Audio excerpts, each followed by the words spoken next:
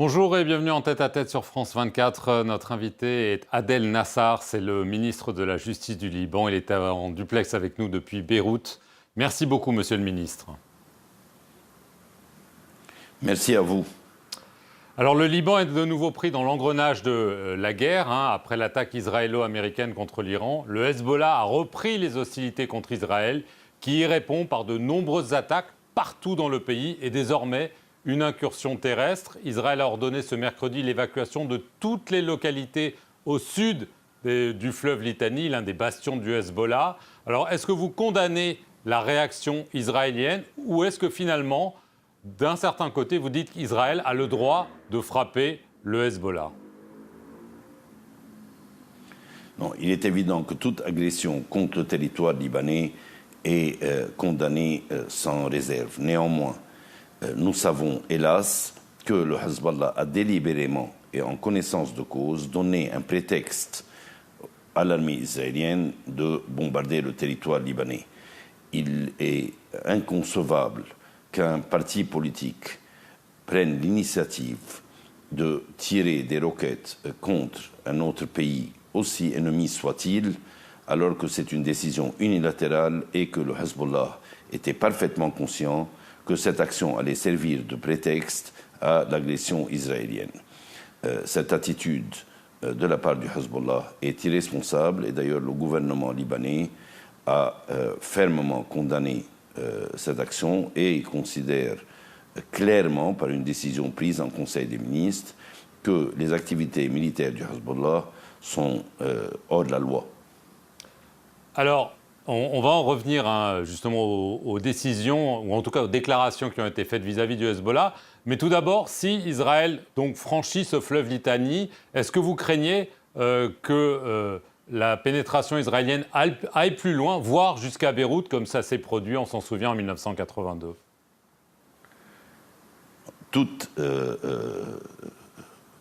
Tout passage des frontières libanaises est condamné. L'État libanais est en train de déployer tous les efforts possibles sur le plan diplomatique pour mettre un terme aux attaques israéliennes et pour empêcher qu'une opération terrestre ait lieu. Néanmoins, il faut souligner que le Hezbollah, qui a retardé, ou du moins qui n'a pas facilité le processus de son désarmement, a, du fait même de son attitude, rendu moins efficace l'action du gouvernement dans les instances internationales.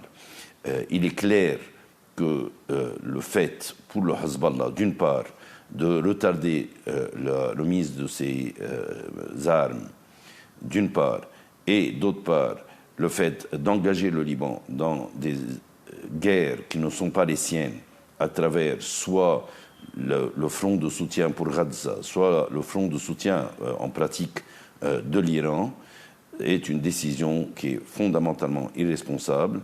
De plus, cela permet à Israël, cela donne un prétexte à Israël d'entraîner le Liban sur le terrain militaire, alors même que nous devons au contraire aller et entraîner Israël dans le champ politique et le champ diplomatique, sauf que le Hezbollah, qui conserve ses armes ou qui retarde la remise de ses armes et qui engage des processus militaires, rend inefficace l'action de l'État libanais, ou du moins réduit considérablement l'efficacité de l'action diplomatique du Liban, que ce soit pour empêcher les attaques contre le Liban ou pour empêcher que cette guerre ne prenne des proportions inconnues. Par voie de conséquence, le Hezbollah doit comprendre que son action est en train de mettre en danger toute la population, elle est en train de mettre en danger la population du Sud, elle est en train d'exposer tout le pays à des catastrophes, alors que les opérations militaires conviennent à Israël et ne conviennent absolument pas au Liban. Et le Hezbollah n'a pas les moyens militaires de l'action qu'il est en train d'engager, et en même temps, il est en train de rendre inefficace ou réduire l'efficacité de l'action de l'État. Alors, vous avez mentionné cette réunion, lors de laquelle, à l'issue de laquelle le Premier ministre Nawaf Salam a affirmé donc, que le gouvernement avait interdit les activités militaires et sécuritaires du Hezbollah et ordonné à l'armée de mettre en œuvre un plan visant à placer les armements sous le contrôle exclusif de l'État. Mais désolé, mais ça fait des mois qu'on entend ça. En quoi est-ce que cette déclaration va changer la donne sur le terrain, puisque visiblement, d'après ce que vous venez de nous dire, le Hezbollah n'écoute pas? Non, il est regrettable et déplorable que le Hezbollah n'ait pas choisi de faciliter l'opération du monopole des armes par l'État. Certainement que nous déplorons cette attitude. Néanmoins, l'État libanais a non seulement déclaré comme étant hors la loi l'activité militaire du Hezbollah ou les activités militaires du Hezbollah, mais en plus de cela, j'ai eu un contact avec le procureur général de la République et des décisions fermes dans l'application de la loi vont être prises ou sont en train d'être prises pour arrêter toute personne qui détient des armes, non seulement confisquer ces armes, mais arrêter les détenteurs de ces armes et les déférer devant les tribunaux compétents. Il est évident qu'aujourd'hui, la fermeté est importante. Il faut donner à l'État les moyens de son action diplomatique, parce que ce sont par les voies diplomatiques que l'État libanais est en train de tenter de réduire les conséquences catastrophiques de l'engagement dans un processus militaire avec Israël. Israël a pris pour prétexte l'action du Hezbollah. Le Hezbollah est en train de réduire l'efficacité de l'action diplomatique de l'État libanais.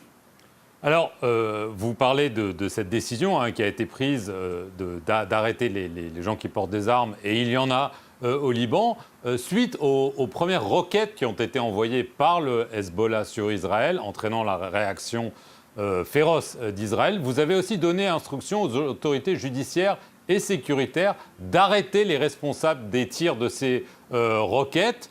Est-ce que là encore, c'est juste des déclarations, ou est-ce que, en effet, les responsables ont été identifiés, voire arrêtés?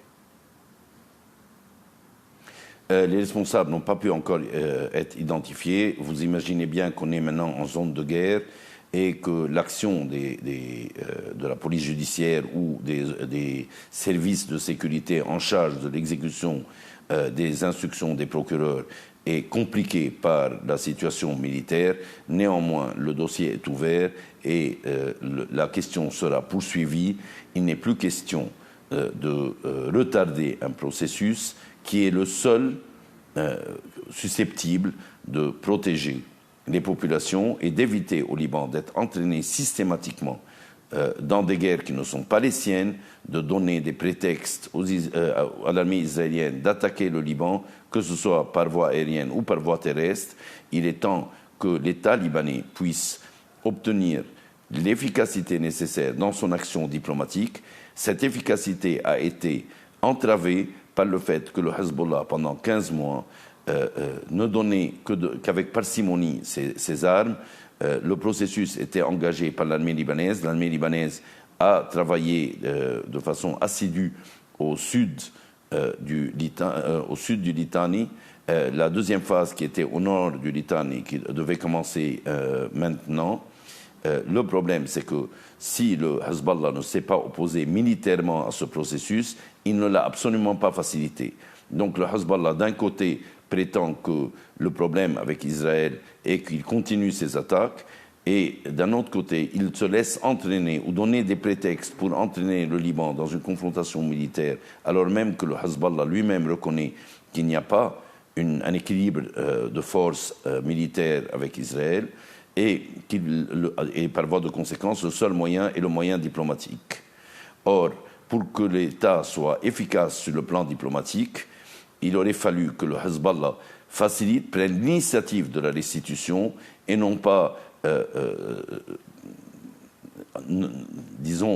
agisse de manière ambiguë, c'est-à-dire qu'il permet à l'armée de prendre les armes, mais sans lui indiquer lui-même où se situent les armes, où se trouvent les armes.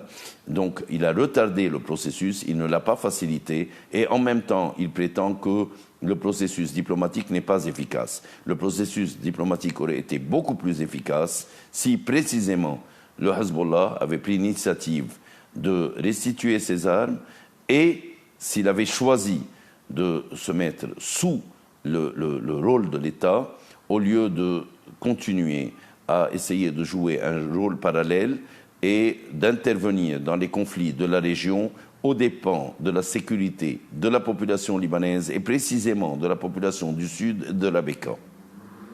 Mais Monsieur le ministre... Et de la banlieue sud, évidemment. Oui, mais Monsieur le ministre, est-ce que d'une certaine façon, Israël, en agissant comme il agit, n'a pas conclu que finalement, les déclarations du gouvernement libanais, c'est bien, mais l'action ne suit pas, l'armée libanaise n'est pas en capacité et qu'en gros, eux vont faire le sale boulot, entre guillemets, que le Liban ne peut pas ou ne veut pas faire? Je pense qu'Israël a pris pour prétexte les tirs pour pouvoir intervenir en direct au Liban. Nous ne pouvons que condamner l'ampleur de la réaction israélienne qui est sans commune mesure avec les tirs effectués par le Hezbollah. Néanmoins, il est évident que c'est délibérément et en connaissance de cause que le Hezbollah a offert ce prétexte.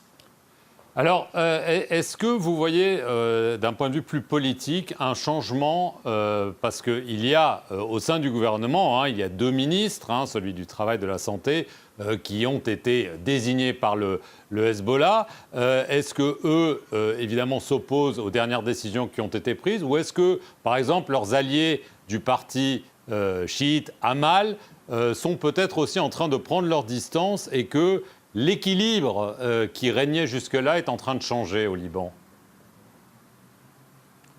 Il est d'abord les 2 ministres qui ont été désignés parmi les noms proposés par le Hezbollah se sont opposés à la décision, mais ne se sont pas retirés de la réunion du Conseil des ministres. Et les ministres chiites, donc de la communauté chiite, mais nommés parmi les noms proposés par le mouvement Amal, ont voté en faveur de la décision. Il en va de même aussi d'un ministre de la communauté chiite indépendant. Par voie de conséquence, je crois qu'il y a une prise de conscience que l'aventurisme dans lequel le Hezbollah, par lequel le Hezbollah agit et les dangers qu'il provoque à l'égard de toute la population, mais plus précisément à l'égard de la population du Sud, je le disais, de la population de la Bekaa et de la banlieue sud, fait qu'il y a une réaction différente. Et aujourd'hui, le seul recours est de se mettre tous derrière l'armée libanaise et de se mettre tous derrière l'État libanais et de donner à l'État libanais les moyens de défendre les intérêts du Liban efficacement, c'est-à-dire sans que le Hezbollah ne conserve des armes, dans le cadre diplomatique et dans le cadre politique international à l'égard de la communauté internationale. Dernier mot très rapidement, justement, la communauté internationale, vous en appelez à la France, aux États-Unis, à faire pression sur Israël pour reprendre un processus diplomatique et finalement trouver une façon de vivre ensemble? Dans la décision du Conseil des ministres, l'État libanais s'est déclaré disposé à reprendre les discussions directement pour qu'il soit mis un terme à la guerre actuelle. Et il est évident que l'État libanais s'est engagé par des décisions très claires à désarmer le Hezbollah. Ce processus était en cours.